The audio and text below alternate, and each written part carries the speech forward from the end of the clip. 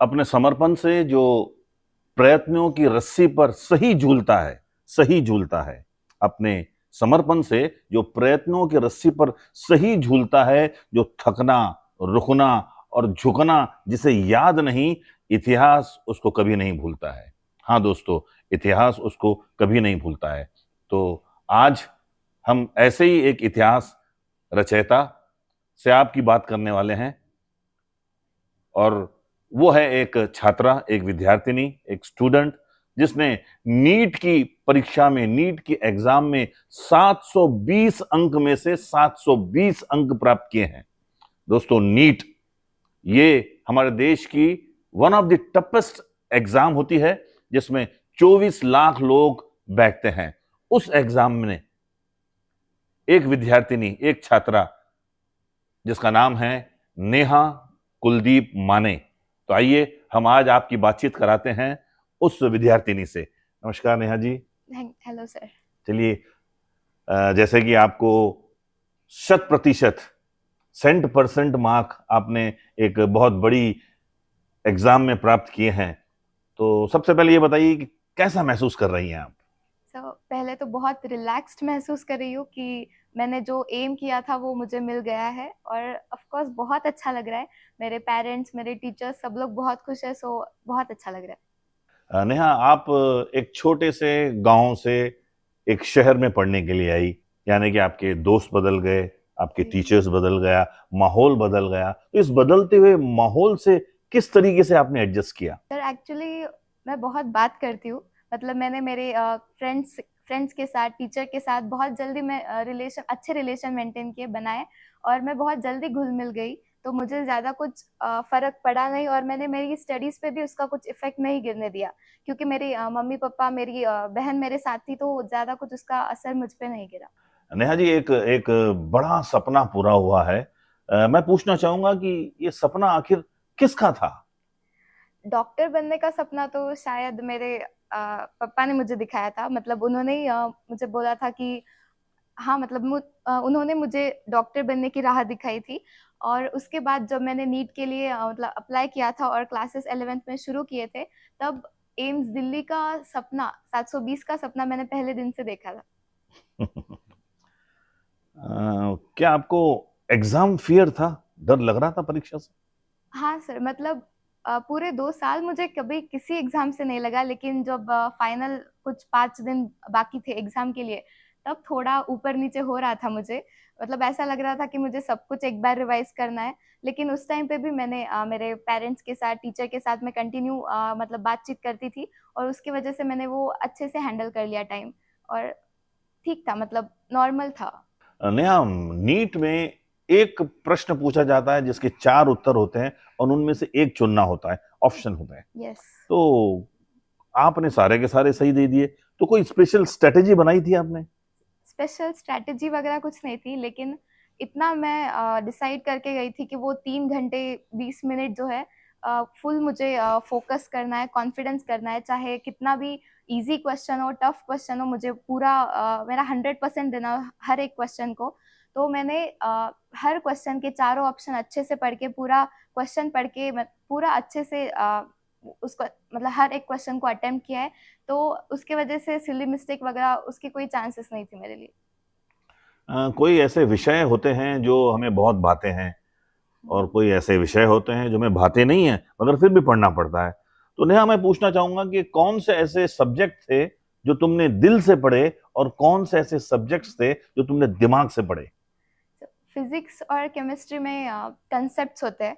तो फिजिक्स और केमिस्ट्री में मैं एक बार क्लास में टीचर के साथ अच्छे से समझ ली अगर वो कंसेप्ट, तो बाद में उसको ज़्यादा मेहनत करने की ज़रूरत नहीं पड़ती। तो फिजिक्स केमिस्ट्री का मैं वैसे ही करती थी, एक बार क्लास में क्लियर हो गए तो मेरे लिए उसका मतलब फिर चैप्टर खत्म हो जाता था, बस एक नॉर्मल रिवीजन।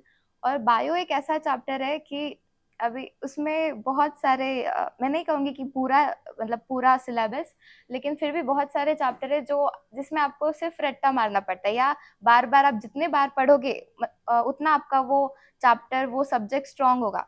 तो बायो के लिए मैंने बहुत टाइम लगाया था, और शायद मतलब तीनों सब्जेक्ट मैंने दिल से पढ़े, ऐसा कुछ नहीं दिमाग से नहीं पढ़ा? है। दिमाग से, जी जी, दिल दिल और दिमाग दिमाग दोनों से दोनों से। पढ़ा। जी जी, चलिए। नेहा जी, अब मुझे बताइए कि जिस इंस्टीट्यूशन से आप निकली हैं, चाहे वो आपका स्कूल हो, कोई इंस्टीट्यूशन हो, तो उस इंस्टीट्यूशन के बारे में बताइए, ताकि ताकि दूसरे जो विद्यार्थी हैं उनको भी उसका फायदा हो। मतलब मैंने 11th और 12th मैंने एलन में रहकर किया है, और ऑफ कोर्स कोई भी इंस्टीट्यूट हो आपके लिए वो मैटर करता है, मतलब जो आपको वो स्टडी मटेरियल वगैरह प्रोवाइड करते हैं, जो मेंटल सपोर्ट एक टीचर का स्टाफ का होता है, तो उस सब में वो रोल प्ले करता है। और मुझे एलन के टीचर्स का, उनका स्टाफ का बहुत अच्छा एक्सपीरियंस आया है। उन्होंने मुझे जब भी कोई मुझे मदद लगी हो तो उन्होंने मेरी सहायता की है, और वो हमेशा उसके लिए तत्पर रहते थे। तो 11th 12th में मुझे बहुत अच्छा एक्सपीरियंस आया एलन का। और उसके पहले मेरे जो स्कूल्स वगैरह थे वो तो बहुत अच्छे दिन होते हैं। उस टाइम पे मैंने पढ़ाई नहीं की थी, लेकिन जो मेरा बेसिक्स था वो पक्का, मतलब पढ़ाई की थी ऑफ कोर्स, लेकिन ऐसा जो 11th 12th में जो कंपटीशन टाइप होता है वैसा नहीं था। लेकिन मेरा हंसते हंसते बेसिक्स पक्का हो गया था 10th तक, स्कूल तक। जी जी। नेहा, वैसे सबसे बड़ी जिसकी कीमत है वो समय है, और समय बड़ा सीमित है। तो मुझे ये बताइए कि समय से किस तरीके से तालमेल किया।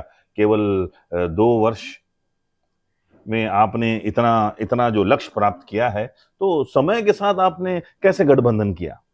तो समय बचाने के लिए मैंने बहुत सारे सैक्रिफाइस किए। मतलब अभी इतनी मेरी क्लोज बहन की शादी थी, वो भी मैं नहीं करी, बहुत सारे फंक्शंस नहीं करे। और ये सबको करना पड़ता ही है अगर आपको कुछ बड़ा, आई थिंक अगर आपको कुछ बड़ा हासिल करना हो तो। और मुझे अभी लग रहा है कि मैंने बहुत अच्छा किया। और ऐसे भी फ्रेंड्स के साथ वगैरह मैंने बहुत टाइम वेस्ट नहीं किया है मैं। लेकिन ऐसा भी नहीं है कि पूरा 12 घंटे आप सिर्फ पढ़ते ही रहो। थोड़ा बहुत रिफ्रेशमेंट वगैरह वो तो चाहिए ही होता है, लेकिन थोड़ा मर्यादा रख के, मतलब आपको कितना टाइम किस में देना है, या ये सब प्लानिंग आपको करनी चाहिए। तो कितनी दिवालियां, कितने दशहरे आपने समर्पित किए हैं इस मुकाम के लिए? 2 साल के सारे दिवाली, दशहरे, होली अरे सब वाह! कुछ मेरा नीट ही था। वाह भाई वाह! नेहा, वैसा जिस मुकाम पर आप पहुंचे हैं, ये मतलब एक बहुत बड़ा मैच जीतने जैसा है, और आप उस मैच के ऑफ कोर्स आप कैप्टन हैं। मगर जो मैच जीतता है, सारा का सारा श्रेय कैप्टन को नहीं जाता है। हालांकि नाम कैप्टन का होता है, लेकिन उस कैप्टन को फील्डर्स चाहिए, उस कैप्टन को बॉलर्स चाहिए, विकेट कीपर चाहिए। तो आपके इस विनिंग मैच में कौन बॉलर्स हैं, कौन विकेट कीपर है, कौन फील्डर्स हैं? यानी कि आपके अतिरिक्त और ऐसी कौन सी चीजें हैं जो कि आपको इस पोजीशन पे लाने में सहायता किया? तो सबसे इम्पोर्टेंट मेरे पेरेंट्स और मेरी छोटी बहन, ये तीनों मेरे लिए बहुत इम्पोर्टेंट है। और इन तीनों की वजह से उनका 50% उससे भी ज़्यादा कंट्रीब्यूशन है मेरे इसमें, मतलब जितना मेरा है उतना ही। उसके साथ सारे मेरे टीचर्स, मेरे फ्रेंड्स, उन्होंने मुझे मोटिवेट किया है, रिफ्रेश किया है, मतलब और सारी एलएन की फैकल्टी एंड एवरीबॉडी। और इवन मैं मेरे बिल्डिंग वालों को भी इसका श्रेय देना चाहूँगी। मतलब जो भी त्योहार वगैरह होते थे उसमें उन्होंने बहुत शांति से किए ये 2 साल, कि मुझे डिस्टर्ब ना हो। तो सबके लिए थैंक यू। जी। नेहा जी, कोई भी जंग हम जब लड़ते हैं तो उसके लिए सबसे बड़ी चीज होती है हिम्मत और हथियार। तो ठीक है, हिम्मत तो हम आपकी देख रहे हैं, मगर हथियार यानी वो ऐसा मटेरियल, जैसा कि आपके यहाँ पर हथियार है स्टडी मटेरियल। तो ये स्टडी मटेरियल आपने कैसे और कहाँ से मैनेज किया? नीट के लिए सबसे इम्पोर्टेंट तो एनसीईआरटी होती है, एनसीईआरटी। उसको मैंने बहुत अच्छे से रिवाइज किया है, रीड किया है, और उसकी ऑफ कोर्स बहुत हेल्प हुई है। और उसके अलावा जो एलएन के मॉड्यूल वगैरह है, और एक्स्ट्रा कुछ बुक्स अगर जो मेरे वीक टॉपिक्स थे उनको स्ट्रॉन्ग बनाने के लिए मैंने कुछ बुक्स वगैरह जो रेफर किए थे, ये सारे मटेरियल्स। और बहुत सारे मुझे जो पेपर्स वगैरह थे जो एक्स्ट्रा थे, वो ट्यूशन से, मतलब कोचिंग से ही मुझे अवेलेबल हुए हैं। नया ठीक है, मटेरियल तो मिल गया, यानी कि मटेरियलिस्टिक जितना भी था वो आपको आपके अपने अनुसार था, सुविधा अनुसार था।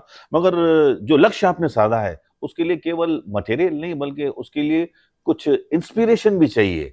720 में से 720, ये बहुत बड़ी बात है। तो इस लक्ष्य को साधने के लिए इंस्पिरेशन, आपका आत्मविश्वास किसने बढ़ाया? इसका बहुत ज़्यादा क्रेडिट मैं मेरे पापा को देना चाहूँगी, क्योंकि मुझसे ज़्यादा मुझ पे कॉन्फिडेंस उनको है। और इवन माय टीचर्स, बहुत सारे मेरे टीचर्स ने, मेरी मम्मी, सबको, मतलब सभी मेरे इंस्पिरेशन थे। और स्पेशली माई सेल्फ, मुझे भी खुद पे ट्रस्ट था, कॉन्फिडेंस था कि yes I can achieve 720 and I have. Neha, would you like to give a message to the upcoming students, those who are appearing for NEET? Yes, एक दो साल पहले मैं भी आप ही की तरह यूट्यूब पे ये वीडियो देख रही थी ऐसे में, तब के टॉपर्स का, सीनियर्स का, और मुझे भी लगता था कि वाह, of course I also want to be there. And बस आपको बस 2 साल अच्छे से अपना 100% देना है, मेहनत करनी है, टीचर्स का, पेरेंट्स का सुनना है, और you can also be here. So thank you. दोस्तों, कर्म भूमि की दुनिया में श्रम सभी को करना पड़ता है। ईश्वर तो केवल हाथ की लकीरें देता है, रंग तो हम ही को भरना पड़ता है। तो अभिनंदन नेहा, आपका, आपने अपने कैरियर के रंगों को इतना अच्छा प्रदर्शित किया है कि ये एक उदाहरण न केवल आपके परिवार वालों के लिए, बल्कि ये उदाहरण उन सारे बच्चों के लिए है जो कि नीट की तैयारी कर रहे हैं। तो मैं आपको, आपके परिवार को और आपकी इंस्टीट्यूट को, सभी को बहुत बहुत शुभकामनाएं और आभार प्रकट करता हूं। Thank you. नमस्कार।